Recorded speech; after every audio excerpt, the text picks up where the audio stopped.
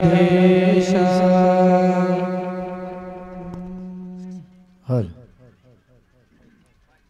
हल हल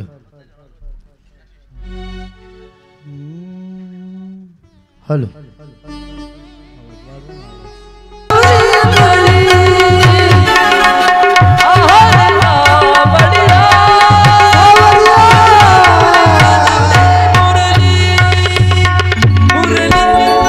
जगाचा मालक बासरी वाजवायचा पवित्र यमुनेच्या तीरावर दूर गेलेला गाई जवळ येत होता, गाई चारीत होता। बघा भगवान कृष्णाला दुसरं नाव पडलं गोपाळ। गोपाळ म्हणजे जो गाईचं पालन करतो का, गाईचं पालन केलं पाहिजे।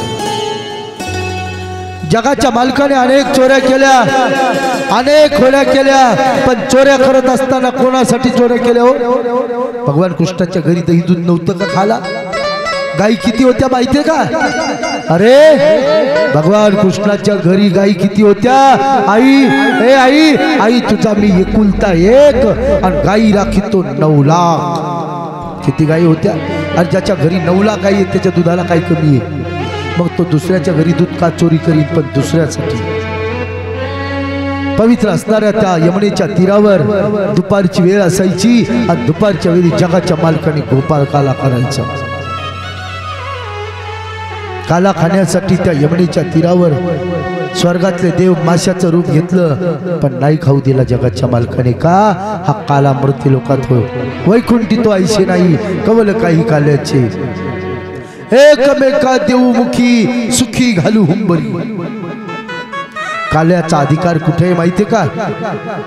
या मृत्यू लोकात आहे। म्हणून तर वैकुंठ पोपट जुनाट झोपडी, वैकुंठ श्यामा नको धाडू हरी। अरे काला जर भेटत असेल ना तर माझे तुकोबाराय म्हणतात, ते देवा तुका म्हणे गर्भवासी आणि सुखी घालावे आम्हासी। देवा मला गर्भवासाचं दुःखाला घाल, पण काला भेटतो नाही का? सुखदेव सांगतात, राजा पवित्र यमुनेच्या तीरावर असणारा काला केलेला आहे जगाच्या मालकाने। भगवान कृष्णाने या गोकुळामध्ये अनेक खोड्या केल्या, सगळ्या कथा आपल्याला सांगता येणार नाहीत। भगवान कृष्णाचं चरित्र असं आहे पा, पृथ्वीचं पान समुद्राची शाही केली आणि सरस्वतीला लिखाणाला बसवलं तरी संपणार नाही। तिथं अर्ध्या तासात मी काय सांगू शकणार? समोर असणारी आता रासलीला सांगितलेली आहे।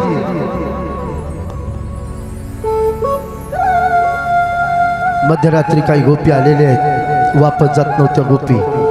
रात्रीची 12 वाजली होते, गोपी जात नव्हत्या। भगवान कृष्णाने सांगितलं, गोपींनो तुम्ही का जात नाही? गोकुळातून वृंदावनाच्या ठिकाणी गोपी आलेल्या वापस जात नव्हत्या। भगवान कृष्ण त्या गोपीची समजूत घालत होता। त्यावेळेस गोपी बोलत होती, काना मला जाऊ, प्रेम कशाला म्हणायचं माहितीये का तुम्हाला? प्रेमाची व्याख्या समजून घेत जा। बघा बघा अरे आमची गोपी भगवान कृष्णावर प्रेम करत होती आणि ती गोपी भगवान कृष्णाच्या जवळ गेली आणि बोलत होती, हे काना सांगू का तुला? सांगू? अरे हे काना, अरे तुझ्याकडे आलं ना तर मला जावा वाटत नाही, नाही जावा वाटत रे। त्या गोपीला भगवान कृष्णाने सांगितलं, गोपी हो पण एवढ्या रात्री माझ्याकडे येणं कसं शक्य आहे? लोक काय म्हणतील? लोकांची भीती असते बर काय? लोक ओक असतात, अरे लोक उलटी सारखे असतात। लोक घोड्यावर बसू देत नाहीत आणि पायी पायी चालू देत नाहीत। त्यावेळेस गोपीची समजूत घातली, गोपी जात नव्हत्या। भगवान कृष्णाने ती रात्र ब्रह्मदेवाच्या रात्री एवढी केली आणि सुखदेव सांगतात, राजा त्याच रात्री माझ्या जगाच्या मालकाने गोपी सोबत रासलीला केली। रासलीला ही भागवताचं कळस आहे। का रासलीला केली हो? त्या गोपीचं प्रेम माझ्या जगाच्या मालकाने पाहिलं। देव प्रेम बघत असतो।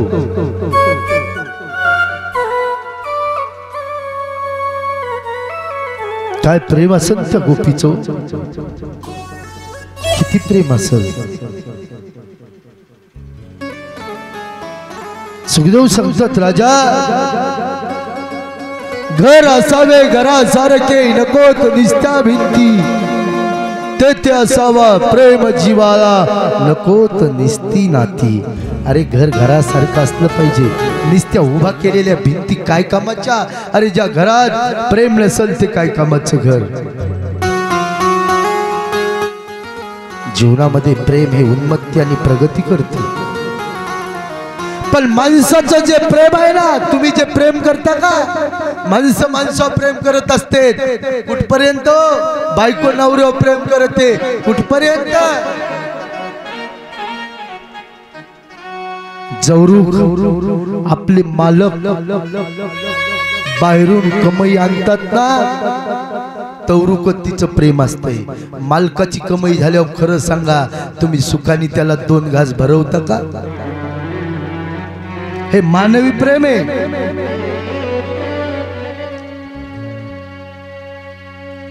80 वर्षाचं म्हातारं बोलत होतं, मेलेलं बरं म्हणला.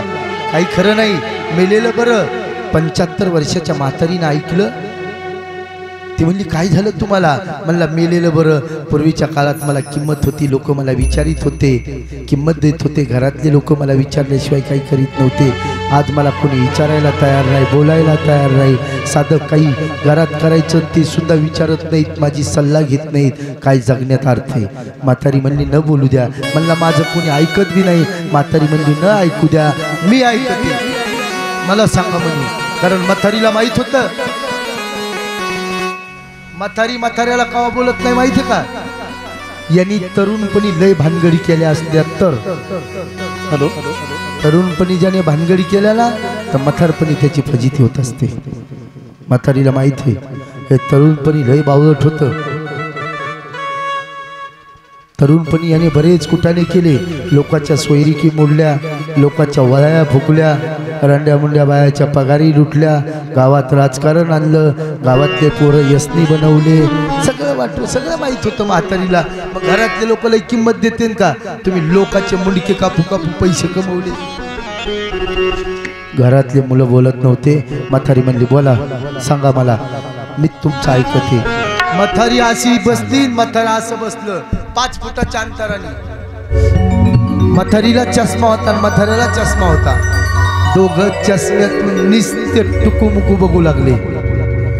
चष्म्यातून म्हातारी निस्ती म्हाताऱ्याकडे टुकूमुकू बघू लागली आणि म्हातारं सुद्धा म्हातारीकडे निस्त बघू लागलं. म्हातारपणाचं बघा तुम्ही. बैठ मेरे पास तुझे देखता रही, तू कुछ कहे ना मैं कुछ कहूं. म्हातारं म्हणले, म्हातारी म्हणली, चोरी झाली मला बोलण्याची. बंद झालं नाही का? म्हातारं म्हणलं, म्हातारीला जरा अलीकडे ये. म्हातारी म्हणली, लांबच बरं आहे. लक्षात घ्या, संसार कसा असतो. म्हातारपणी म्हातारी सुद्धा म्हाताऱ्याच्या जवळ जात नाही, त्याला संसार म्हणायचं. ती म्हणली, बोला ना, काय बोलायचं तर. मग म्हातारं म्हणलं, तुझ बोल. म्हातारी म्हणली, तुम्ही बोला. म्हातारं म्हणलं, नाही तूच बोल, मी ऐकतो. मग म्हातारी म्हणली, मी तिची विचार करायले, तुम्हाला काय बोलावं? तुमचं वय झालं म्हणजे 80 आणि आपल्या गावात कोणीच 80 वर्षाचं राहिलं नाही आणि तुमची चिठ्ठी देवाला कशी सापडेना कोणास ठाऊक. म्हातारपणी म्हातारी म्हाताऱ्याच्या मरणाची वाट पाहते, याला प्रेम म्हणायचं. अरे वसुदेवाची ऐकावानी, वसुदेवाची ऐकावानी, जगात नाही राम रे. राम करी काम वेडा, राम करी काम, राम करी काम वेडा, राम करी काम. वसुदेवाची ऐकावानी, वसुदेवाची ऐकावानी, जगात नाही राम रे. दाम करी काम वेडा, राम करी काम वेडा, राम करी काम रे. राम करी काम वेडा, राम करी काम. हे वसुदेवाची ऐकावानी, हे वसुदेवाची ऐकावानी, जगात नाही राम रे. दाम करी काम वेडा, दाम करी काम, दाम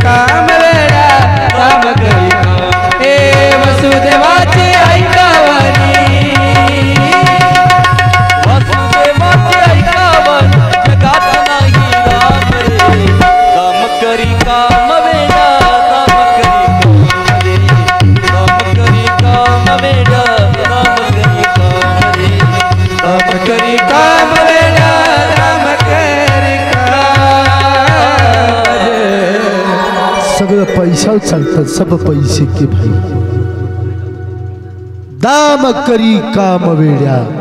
पैशाशिवाय किंमत नाही हो. हा बघा ना तुम्ही, ज्याच्याकडे पैसा आहे का त्याला मान आहे. आपण मान कोणाला देतो? एखादा भिकारी जर रस्त्याने चालत असला तर त्याला तुम्ही मान देता का? गरीब माणूस रस्त्याने चाललाय, बलिता का चहा घ्यायला. आणि एखादा सावकार असल्यावर सब पैसे के भाई. मान हा पैशावाल्याला असतो नाही का? सुखदेव सांगतात राजा, जीवनामध्ये गोकुळामध्ये भगवान कृष्णाने अनेक खोड्या अनेक लीला त्या ठिकाणी. हे राजा, मी तुला भगवान कृष्णाचं चरित्र एवढं सांगू नाही शकत रे. काहीच्या जगाच्या मालकाने चरित्र किती गोड आहे.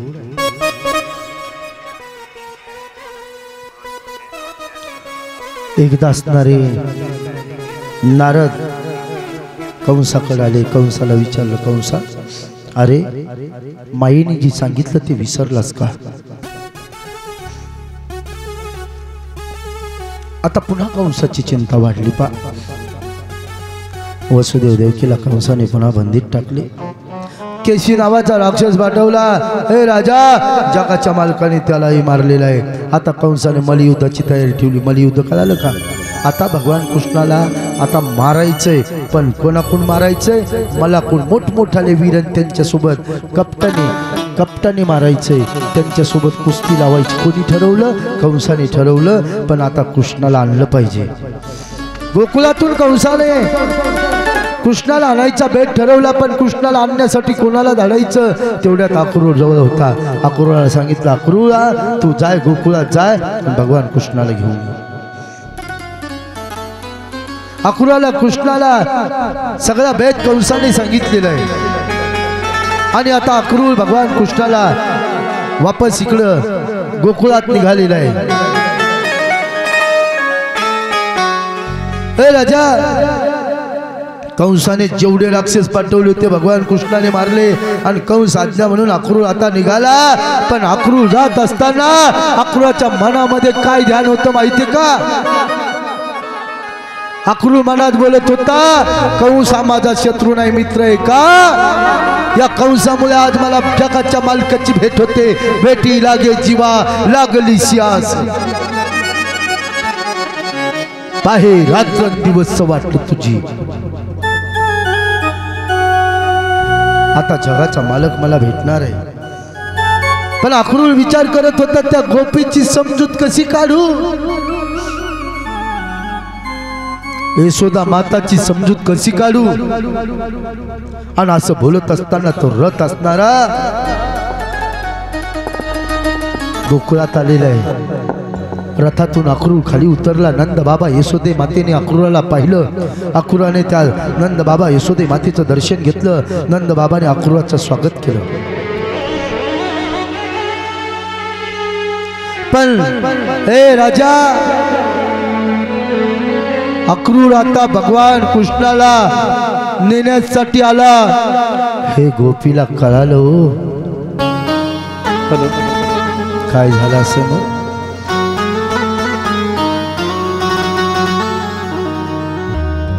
ज्यावेळेस गोपीला कळालं ना अक्रूर आला आणि भगवान कृष्णाला घेऊन झाला, त्याच गोपी रात्रभर झोपल्या नाही हो. रात्रभर ती गोपी झोपली, उशाला उशी घेतली आणि डोळ्याचं पाणी खंडत नव्हतं. रात्रभर रडत होती गोपी. का? उद्या उद्या भगवान कृष्ण जाणारे. रात्रभर गोपी रडत होत्या हो. काय प्रेम असेल त्या गोपीचं. राजा, फुलासारखं ज्या गोपीचं हृदय, पण त्या गोपी भगवान कृष्णाच्या समोर आठवणीत रडत होत्या.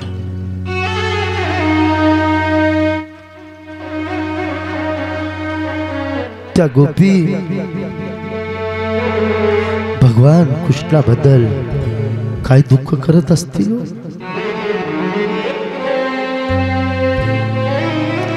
हर खुशी गम है तेरा गम भुलाने के लिए, अरे तेरा गम तो काफी है मुझे रुलाने के लिए.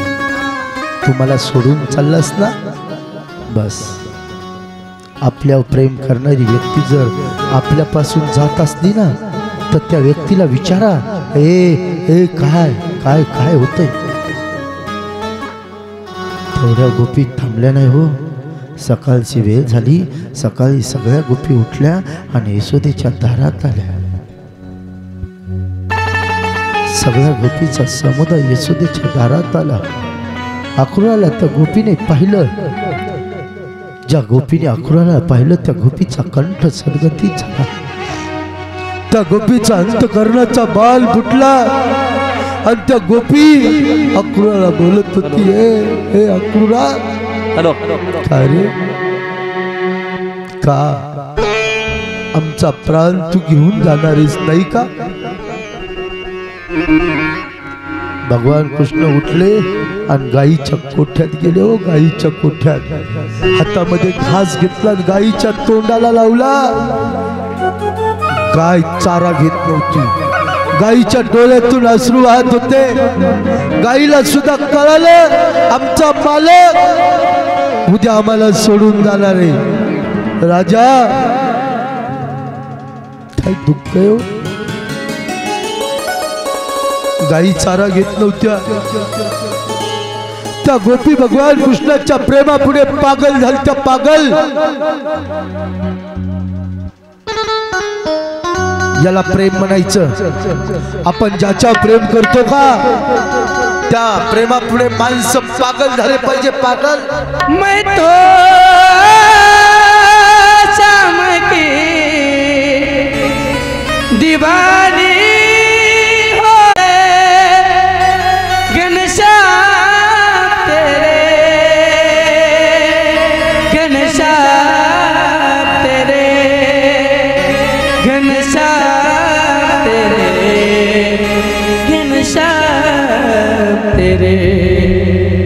मैं तो तेरी दीवानी हो गई रे, मैं तो तेरी दीवानी हो गई रे, मैं तो तेरी दीवानी हो गई रे, मैं तो तेरी दीवानी हो गई रे. मेरा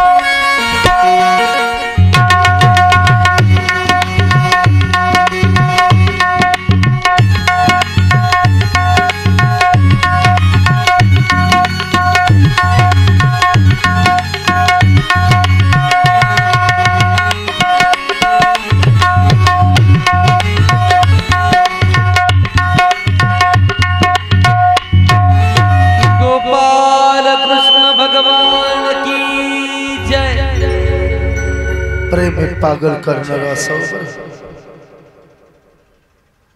काय प्रेम आहे हो. सुखदेव सांगतात राजा काय त्या गोपीचं प्रेम सांगावं. काय केलं चालता चालता.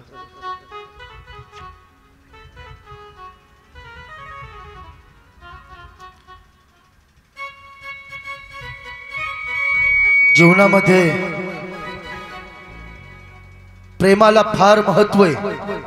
त्या गोपी बोलत होत्या प्यार का मतलब प्यार क्यों नहीं होता, अरे जिस पे जान भी दे दो वो यार क्यों नहीं होता. ज्याच्यासाठी आम्ही स्वतःचं बलिदान देतो तो आमचा का होत नाही.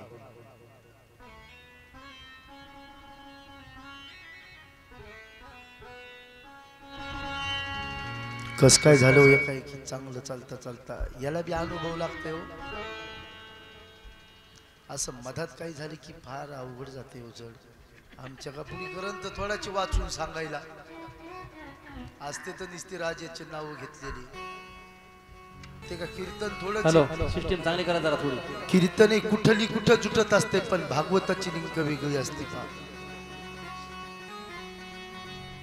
या गोष्टीला अनुभव लागते. अनुभव असा सप्ताह होता आणि काला झाला. काला झाल्याच्या नंतर तुम्हाला सांगू का काला झाल्यावर काय करते तर काला काला झालं की तिथून हाला नाही का.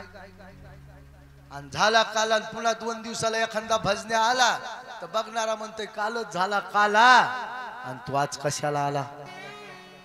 त्याला म्हणायचं काला.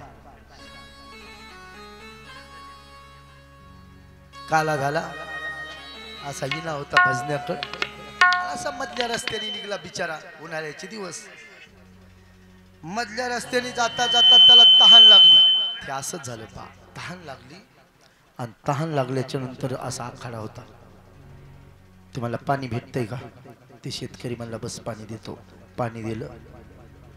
पाणी दिल्याच्या नंतर थोडा बसला. ते बसल्याच्या नंतर ते शेतकरी मका होती तिथं. ते म्हणला महाराज कंस खाता का थोडी. मकाची गवऱ्या पेटलेल्या होत्या आणि त्यांनी काय केलं 2-4 कंस त्या भजण्याला भाजून खाऊ घातले. त्यांनी खाल्ले 2-4 कंस मकाचे.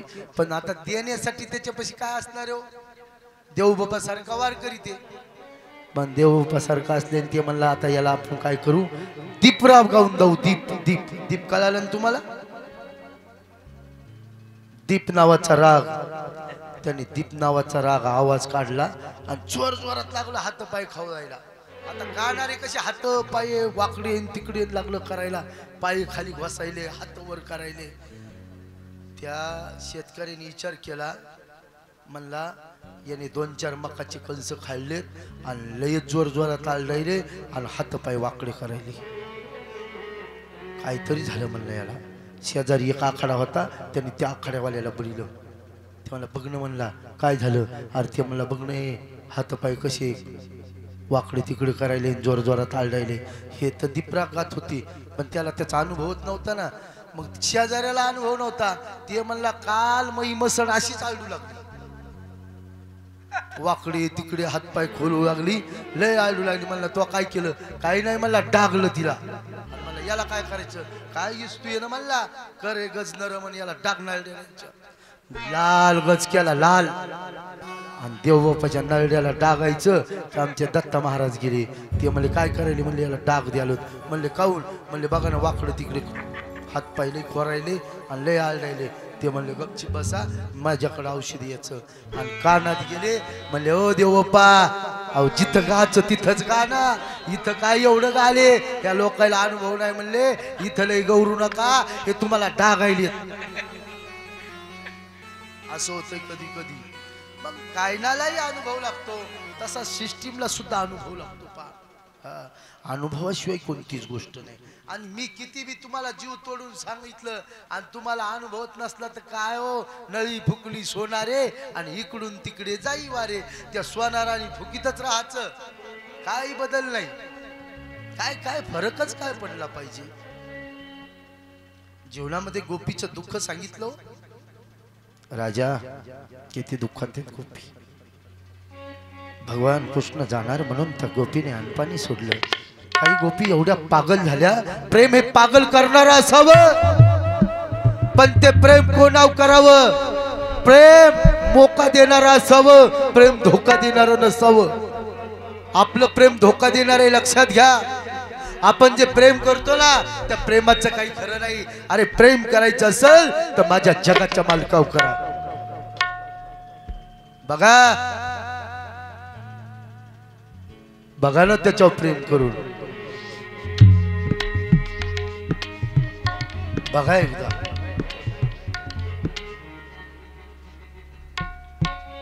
तुम्ही जर त्याच्यावर प्रेम केलं ना तर तुमची समृद्ध जीवन असणार तरुण जाईल. माणसावरचं प्रेम धोका देत असते बरं. मंडपाच्या भोवताल दोन माणसं एकमेकाच्या या मंडपाला डिशी मारी जाऊ लागली. एक बॉक्सा उडी हाणायले, एक मोटरसायकल उडी हाणायले, एक मनालाच बोलायले, दोघ जण. चालता चालताच एक जण आलं. मी म्हणलं हे असं काऊन या देवानी करायले? तर ते म्हणला हे दोघं पागल झाले. म्हणलं पागल झाले काय झालं? म्हणलं ते अलीकडचं आहे का नुसती फायटिंग मारायले. त्याचं एका मुलीवर प्रेम होतं म्हणला आणि त्या मुलीनं त्याला धोका द्याला, ते पागल झालं. आणि म्हणलं पलीकडचं अहो म्हणला मग त्याला धोका द्याला आणि त्याच्या संग लग्न केलं, ते बी पागल झालं. लक्षात आलं ना तुमच्या? संसारी माणसं ज्या व्यक्तीवर प्रेम करतात का हे प्रेम पागल करणार आहे. अरे तुम्हाला पागलच व्हायचं असेल तर माझ्या मीराबाई सारखं व्हा. आमची मीराबाई पागल झालती, पागल.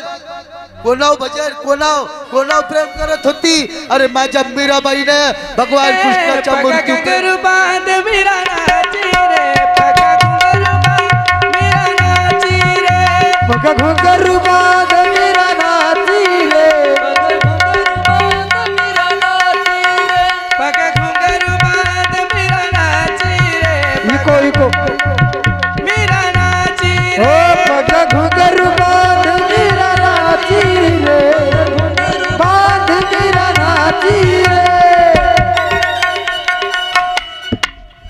पग घुंगरू बांध मीरा नाची. मीराबाई भजनात पागल झालती. भजनात पागल झालं पाहिजे. पागल परमार्थात पागल होणं वेगळे. परमार्थात जर तुम्ही पागल झाल्या ना लोक तुम्हाला येणे जरी म्हणत असले तर शेवटी उद्धार आहे. आणि संसारात तुम्ही पागल झाल्या ना शेवट तसा जीवन पण तसंच नरकाला जावं लागते. राजा आमच्या गोपी भगवान कृष्णाच्या प्रेमापुढे पागल झालत्या. किती पागल झालत्या गोपी माहितीये का तुम्हाला? भगवान कृष्ण जाणार म्हणून काही गोपीने अनपाणी सोडलं. काही गोपी आपल्या डोक्याचे केस उपटीत होत्या. काही गोपी जमिनीतली माती घेत होत्या, आपल्या मुखात लावत होत्या. काही गोपीने आपल्या अंगावरचे वस्त्र फाडलं. आपल्या अंगावर वस्त्र आहे का नाही हे गोपीला कळालं नाही. एवढ्या भगवान कृष्णाच्या प्रेमात त्या पागल झाल्या. क्या जाने हो, क्या जाने, क्या जाने, क्या जाने वो मेरी लगी शाम के संग की दुनिया क्या जाने. ओ मेरी लगी शाम के संग की दुनिया क्या जाने. ओ मेरी लगी शाम संग प्रीत दुनिया क्या जाने. मेरी लगी शाम संग प्रीत दुनिया क्या जाने. ओ क्या जाने भाई क्या जाने, क्या जाने भाई क्या जाने. ओ क्या जाने भाई क्या जाने, क्या जाने भाई क्या जाने. मेरी लगी मेरी लगी मेरी लगी शाम के संग की दुनिया क्या जाने. प्रीत प्रीत मेरी लगी शाम शाम संग के प्रीत. क्या क्या जाने. ओ मेरी लगी शाम संग प्रीत दुनिया क्या जाने.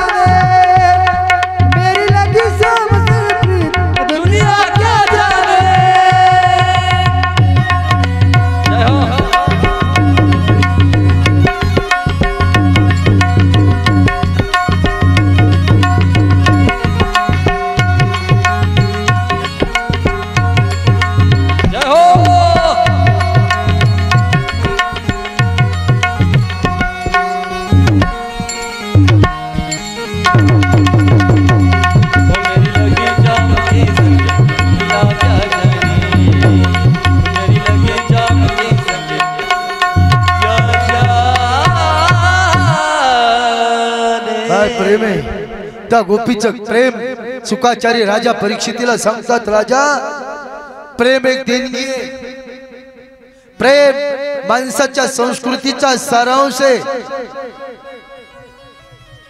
प्रेम बोले प्रेम डोले, प्रेमी आजवर काही नाही झाले।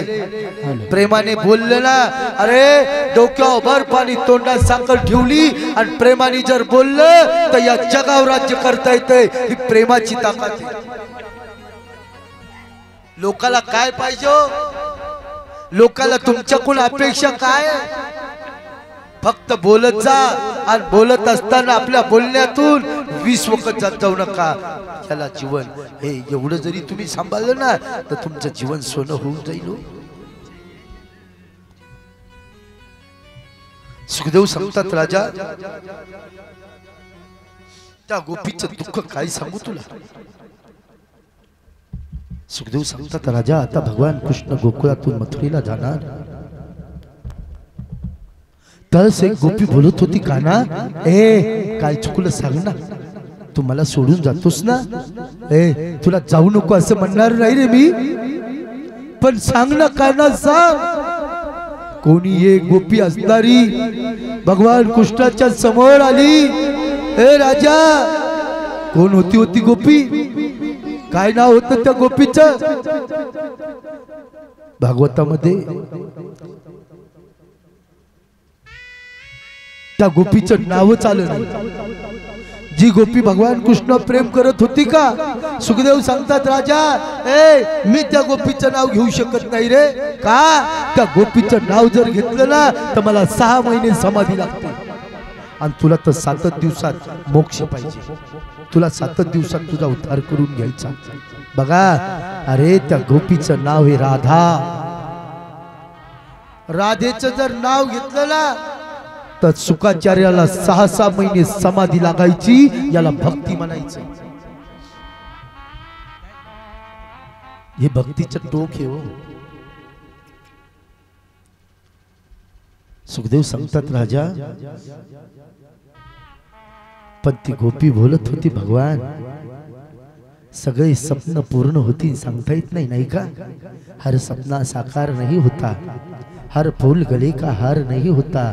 भगवान दुनिया में हजारों मिलते हैं लेकिन तेरे जैसा यार नहीं होता।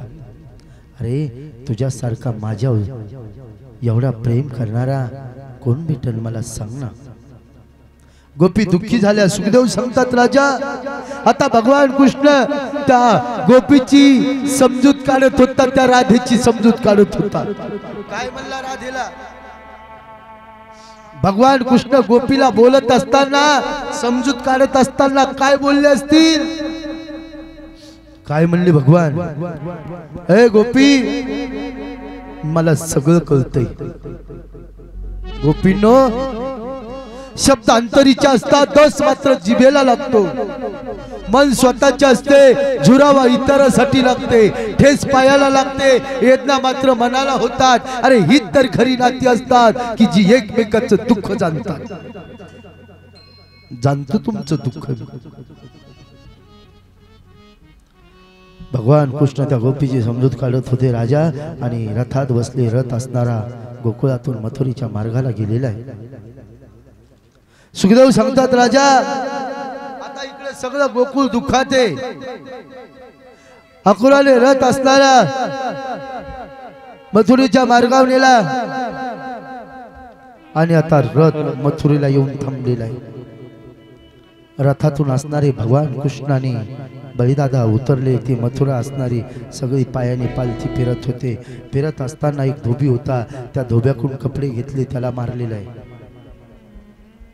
सुखदेव सांगतात, राजा भगवान कृष्ण पुढे गेले। कंसाची एक दासी होती, कुब्जा दासी, तिच्याकडून असणारे सुंदर अशा प्रकारचे भगवान कृष्णाला तिने कपडे दिले। समोर गेले, महाद्वारात गेले, तिथे एक धनुष्य होता, तो धनुष्य भगवान कृष्णाने उचलला। समोर गेले, समोर एक हत्ती होता, भगवान कृष्णाने त्या कृष्णावर त्या हत्तीने चाल केली। भगवान कृष्णाने त्या हत्तीचा दात उपटला, त्या हत्तीला त्या दाताने मारलं। आता जिथं मल्लयुद्ध होतं त्या मल्लयुद्धाच्या ठिकाणी आलं। आता मल्लयुद्ध सुरुवात झालेली आहे। पा मुष्टी चामोर आणि बलिदादा, चानुरे सोबत भगवान कृष्णाचं आणि मुष्टी सोबत बलिदादाचं घनघोर अशा प्रकारचं युद्ध झालं। आणि त्या ठिकाणी चानुरेला भगवान कृष्णाने मारलेले, मुष्टीला बलिदादाने मारलेले।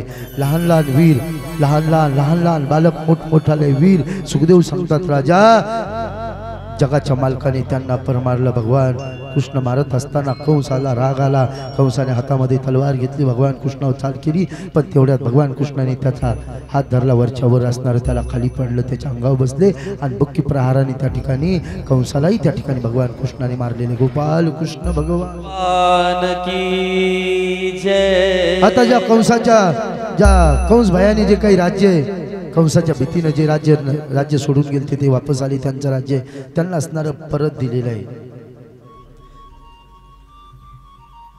आता नंतर वसुदेव देवकीची भगवान कृष्णाने भेट घेतली आईला विचारलं आई माझं चुकलं मला माफ कर हे आई तुला काय पाहिजे ते माग वसुदेव देवकी बोलत होती कृष्णा मला काही नको पण माझे जे मुलं मारले का माझे 6 मुलं मला वापस आणून दे जगाचा मालक सुतल लोकाला गेला आणि त्या सुतल लोकांवर देवकीचे मुलं असणारे त्याने वापस आणून दिले। सुखदेव सांगतात राजा इथं भगवान कृष्णाने आपली कर्तव्य भावना जाणलेली आहे। आता उद्धवाला त्या ठिकाणी गोकुळात पाठवलं उद्धव गोकुळात आला झालेल्या सगळ्या घटना सांगितल्या गोपी दुःख करत होत्या उद्धव वापस आला उद्धवाला भगवान कृष्णाने विचारलं कशा काय गोपी आहेत कसं काय नंदबाबा कशी आई कशी सगळं काही सांगितलं पण शेवटी भगवान कृष्णाने म्हणलं उद्धवा अरे ती गोपी कशी आहे त्यावेळेस उद्धव सुद्धा रडत होता भगवान कृष्ण रडत होते का ती गोपी म्हणजे राधा माझी राधा कशी सुखदेव सांगतात राजा भगवान कृष्णाने अनेक पराक्रम केले नवल केवळे नकळे गोप कानोबाचे कोडे हा कृष्ण चरित्र आहे अद्भुत असणारे पराक्रम दाखवले अद्भुत असणाऱ्या लीला केल्या खोड्या केल्या चोऱ्या केल्या। आता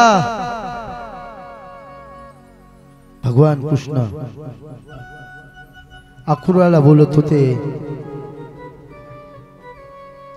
काका तुम्ही हस्तिनापुराला जा आणि पांडव कसे आहेत बघा त्या ठिकाणी अक्रूर असणारा हस्तिनापुराला गेला पांडव पाहिले पांडव दुःखी होते बर काय कारण दुर्योधन पांडवाला वाटून देत नव्हता त्यावेळेस कुंती मातेने सांगितलं भगवान कृष्णाला एवढं घरानं सांग अक्रूर वापस आला आणि सांगितलं भगवान कुंती माता सारखी तुझी वाट बघते का कौरव जगू देत नाहीत। सुखदेव सांगतात राजा ओ तांदूळ वाटा इथले तांदूळ वाटा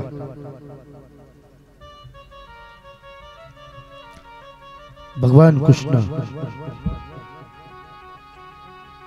काल यवनाचं आणि भगवान कृष्णाचं या ठिकाणी युद्ध सुरू झालेले पण एकदाच भगवान कृष्ण त्या ठिकाणी रणभूमी सोडून पळून गेलेले समोर एक युवर होतं युवरात असणारा एक पिकलेल्या केसाचे दाढ पिकलेला म्हातारा माणूस होता त्याची दाढीची केस पिकलेले होते वय झालेलं होतं त्याच्या अंगावर शाल होती भगवान कृष्णाने त्याच्या अंगावर आपल्या अंगावरची शाल त्याच्या अंगावर टाकली आणि तिथं काल येऊन गेला काल येऊनाने त्या ठिकाणी त्याच्या अंगावरची शाल ओढली पाहिलं तर तो भस्म झाला। मुचकुंद नावाचे साधू झोपलेले होते देव लोकांचा वरदान होतं जो कोणी तुम्हाला झोपीतून उठवल तो भस्म होईल। सुखदेव सांगतात राजा भगवान कृष्णाने त्या काल येऊनाला सुद्धा मारलेलं आहे। आता रुक्मिणी स्वयंवर रेवत देशाची राजा कन्या रेवती बलिदादाला दिली त्यांचा धाटात विवाह झालेला आहे। भीष्मक नावाचा राजा होता त्याला 5 पुत्र होते एक मुलगी होती रुक्मी रुक्मरथ रुक्मबाहू रुक्मकेश आणि रुक्ममाला 6वीची मुलगी होती का तिचं नाव आहे रुक्मिणी। रुक्मिणीचा विवाह असणारा शिशुपाला सोबत ठरलेला होता रुक्मिणी तसं ठरवलं होतं पण रुक्मिणीला शिशुपाला आवडत नव्हता। सुखदेव सांगतात राजा मग रुक्मिणीला कोण आवडत होतं माहिती का तुम्हाला भगवान कृष्ण रुक्मिणीला का आवडत होते माहिती का उत्तम चिवडे कीर्ती मागे भगवान कृष्णाला पाहिलं नाही भगवान कृष्णाला फोन नाही भगवान कृष्णाचा मेसेज नाही काहीच नाही फक्त आई केली ती कीर्ती पण भगवान कृष्णाला कोण सांगत मला शिशुपाला सोबत लग्न करायचं नाही, मला भगवान कृष्णा सोबत करायचं हे रुक्मिणी विचार करत होती. आणि तेवढ्या समोरून एक ब्राह्मण जात होता. रुक्मिणीने पत्र घेतलं आणि त्या ब्राह्मणाच्या हातात दिलं. सुखदेव सांगतात राजा विदर्भ देशाहून तो ब्राह्मण द्वारकेला आला. भगवान कृष्णाकरता रुक्मिणीने लिहिलेलं पत्र दिलेलं आहे. पाहिलं ते पत्र. राजा पत्र पाहिल्याच्या नंतर भगवान कृष्णाने विचार केला कोण असेल की जिला मी कधीच पाहिलं नाही, कधी फोन नाही, मेसेज नाही, बोलणं नाही, काहीच नाही, आणि ती माझ्यावर प्रेम करतील, माझ्या सोबत लग्न करायची. अरे मला तर आवडली पाहिजे. म्हणून भगवान कृष्णाने पत्र पाहिलं, पत्र फाडलं, वाचित होते. वाचित असताना त्या पत्रामध्ये मजकूर काय होता माहिती का तुम्हाला? जगाच्या मालकीने जगाच्या मालकाला लिहिलेलं पत्र. कसं पत्र असेल होते? काय असेल त्या पत्रात? काय लिहिलं असं नो? जगाच्या मालकीने जगाच्या मालकाला पत्र लिहिलं. पत्रात लिहिलं हे प्रभू मी तुम्हाला तन मन धनाने वरलेला आहे, बस जीवन जगण्यासाठी एवढा शब्द फार महत्वाचा आहे. पहिल्या शब्दामध्ये भगवान कृष्णाने रुक्मिणीचा स्वीकार केलेला आहे. न पाहता लक्षात घ्या शब्द फार महत्वाचे असतात. बरं काय दिलं रुक्मिणीने पहिल्या त्या पत्रात? हे प्रभू मी तुम्हाला तन मन आणि धन या तीन गोष्टी कोणाला देत असते माणूस? कोणाला देता येत नाही तो. स्त्री ह्या तीन गोष्टी फक्त आपल्या मालकाला देत असते. तन म्हणजे शरीर, माझं मन आणि माझ्याकडे जे काही आहे का हे प्रभू हे मी तुला दिलं. जगाच्या मालकाने ओळखलं चतुर आहे, हुशार आहे, लायकीची आहे. परवा आमचा युवा सोहळा आहे.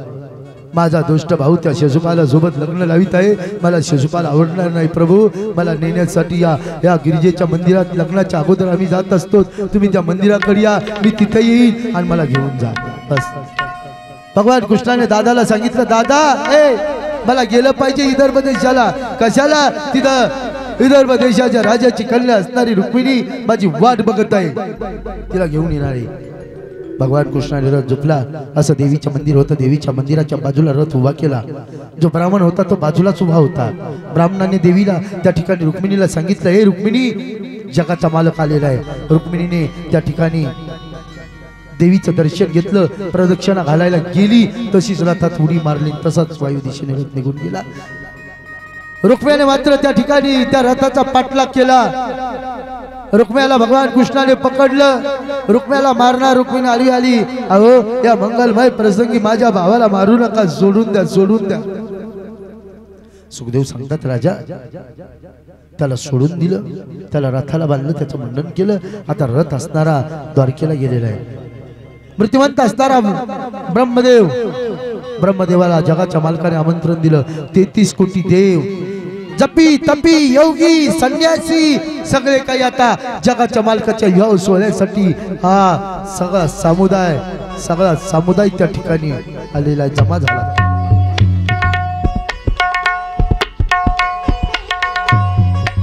सुखदेव सांगतात राजा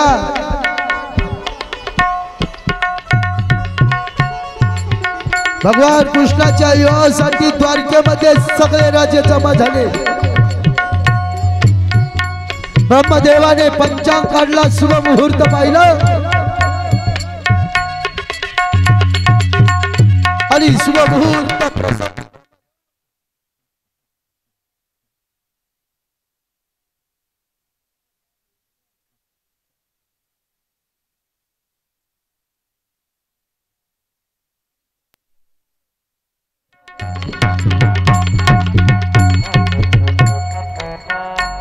जगाच्या मालकाचा ह्या सोहळा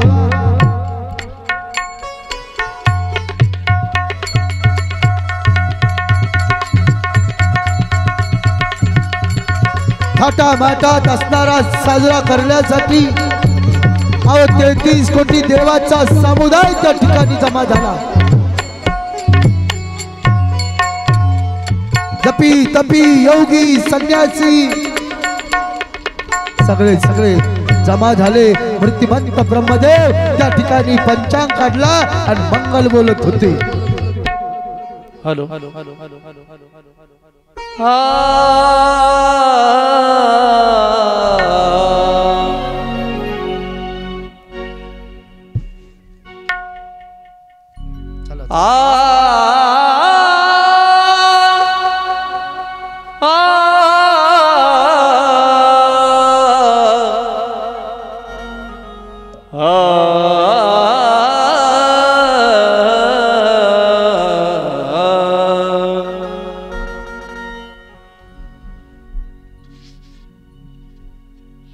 मंगल सावधान सावधान शुभ मंगल सावधान सावधान शुभ मंगल सावधान मंगल सावधान सावधान शुभ मंगल सावधान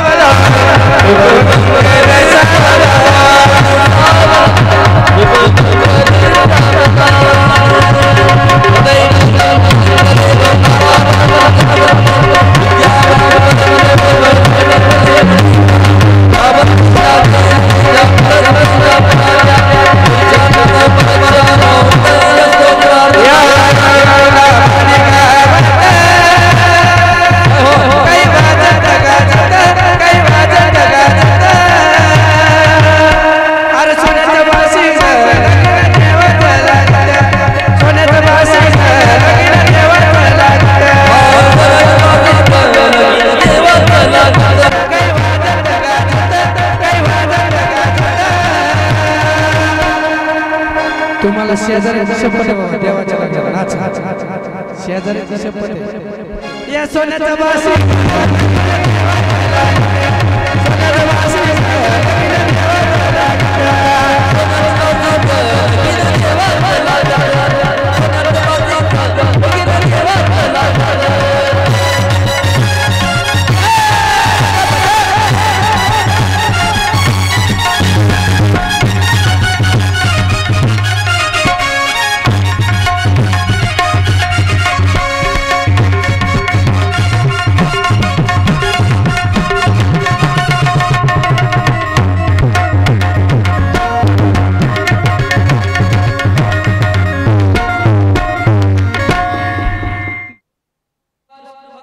भगवता आरती करू तुझ भगवन श्री सुख मुनीने परम भक्तीने नाना परीने गाईने जारी चरिता आरती करू तुझ भगवंता वेद गुरुजे मधुर फळ स्वारुन से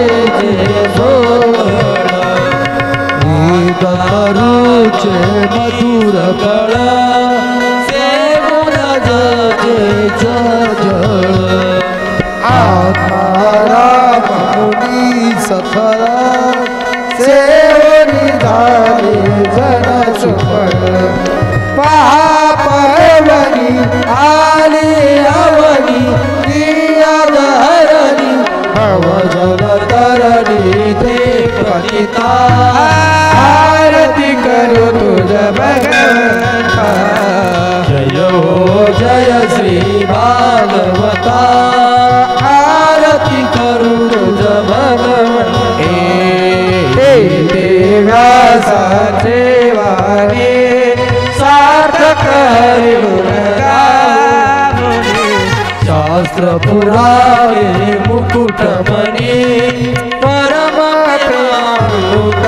जननी हो सहज सेविता भाविक भक्ता उदार दाता मोक्ष तत्वदाता